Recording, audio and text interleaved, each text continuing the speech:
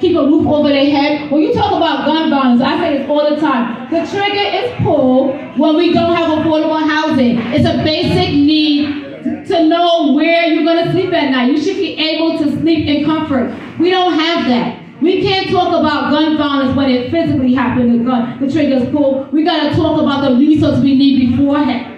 The system is created perfectly exactly the way they want it against us. So when we talk about violence, we got to talk about more resources poured into our community. We got to talk about affordable housing. We got to talk about equity and education. We got to look at the public health crisis, all the multi-layered issues that require a multifaceted approach to holistically take care of the whole community and the family with wraparound services.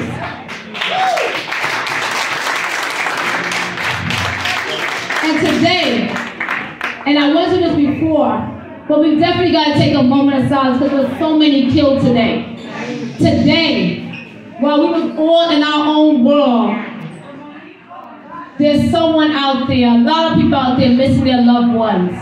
Was it 21 people that was shot and killed today? So let's take a moment of silence and reflect on what we have. Forget who you don't like and who you do like. This is not about that. Life is too short. So let's take a couple of seconds.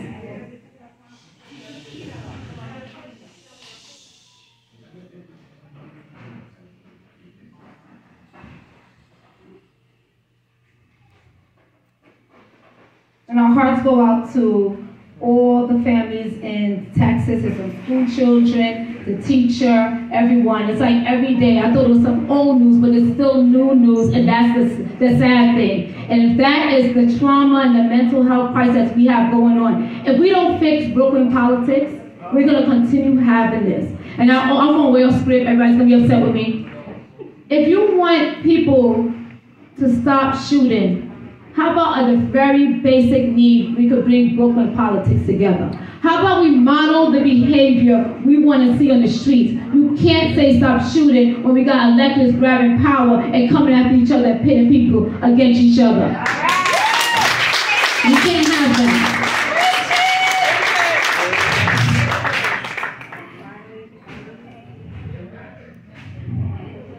So what I'm going to say, because y'all don't want to hear me say all of this stuff all over again. I think I basically summed up. I just want to make sure that we understand why we are here for each other. We're going to continue working together. It doesn't matter who you like. Pastors, you know you have a charge, clergy. Clergy, we need y'all all to step all the way forward.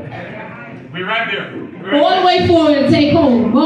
Some communities, the clergy take control and they lead the way. We need that help and we need that support. Forget the city, state, church, or whatever they're talking about, because we need a whole remake of the community. And I charge them to each elected official, we need a clergy member that help them. Some of the bad actors need 4. So y'all figure out which 4 y'all gonna take. But we need clergy front and center taking hold of our community, our youth, and let's start with the leaders and the elected officials. Because if you can't lead with grace, then what are we doing?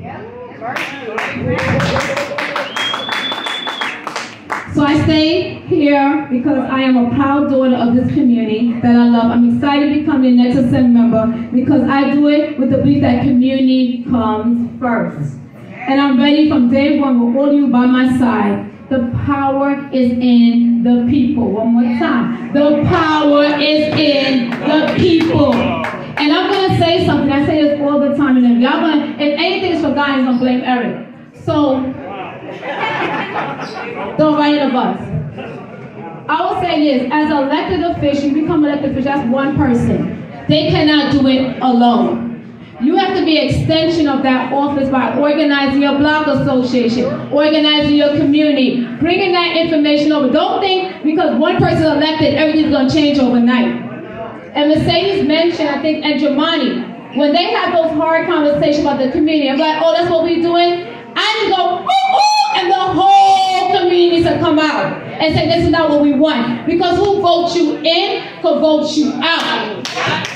But we cannot do it alone. I cannot be standing by myself. The council member can't stand by themselves. The public advocate can't stand by themselves. The senators can't stand by themselves. You have to come out and show out. And that's how we able to get the resources in our community. You can't leave us alone. Because I can't say this is what my community want and the community's not behind me.